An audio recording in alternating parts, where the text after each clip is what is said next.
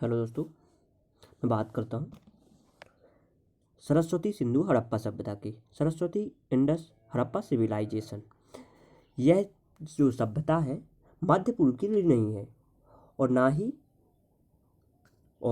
ना यह विश्वास करने का कोई कारण है। इस सभ्यता के निर्माता कोई देशांतरवासी थे। इन नगरों का निर्माण उन लोगों ने किया जो संभवतः सिंधु घाटी में शताब्दियों से रहते थे। हड़प्पा निवासी जब उन्होंने अपनी नगर योजना बनाई, भारत के निवासी थे तथा 1000 वर्ष तक उनमें कोई भी परिवर्तन नहीं हुआ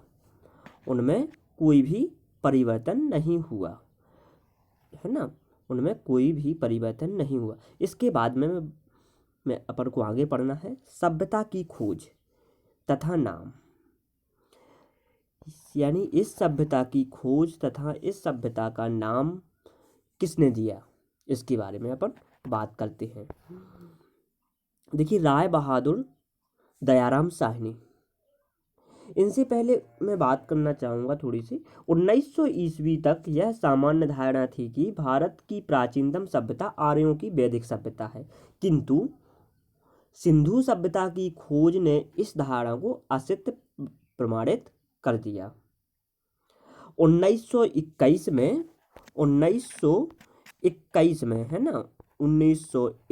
में राय बहादुर दयाराम साहनी ने सिंधु नदी की घाटी में स्थित हड़प्पा नामक स्थान पर सर्वप्रथम इस महत्वपूर्ण सभ्यता की अवशेषों का पता लगाया। किसने? राय बहादुर दयाराम साहनी ने। इसके बाद बात करता हूँ मैं राखलदास बनर्जी की। इन्होंने 1922 में हड़प्पा से 640 किलोमीटर दूर स्थित मोहनजोदड़ो में उत्खनन के द्वारा एक भव्य नगर के अवशेषों का पता लगाया। ठीक है, किसने लगाया था? राखलदास बनर्जी ने। यदि बात करते हैं इसके अलावा तो सर जॉन मार्शल, देखिए सिंधु सभ्यता सर जॉन मार्शल ने कहा। किसने कहा? सर जॉन मार्शल ने। सर जॉन मार्शल ने कहा सिंधु सभ्यता का विस्तार। देखिए, इसका जो विस्तार है यह क्षेत्र हड़प्पा और मोहनजोदड़ो तक ही सीमित नहीं था।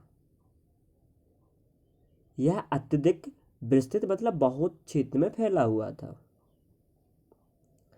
यदि मैं बात करूं प्रोफेसर आर एन राव का मानना है कि सिंधु सभ्यता का विस्तार पूर्व से पश्चिम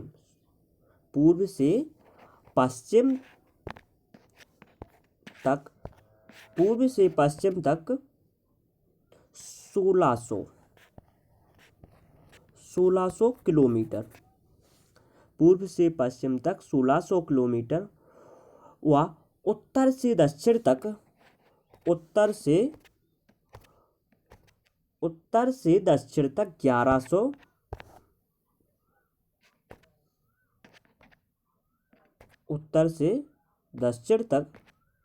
1100 किलोमीटर तक फैला हुआ है।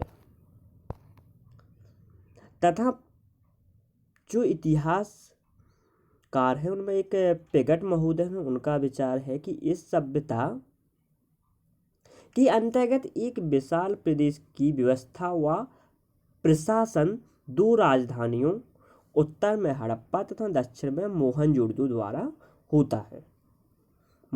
द्वारा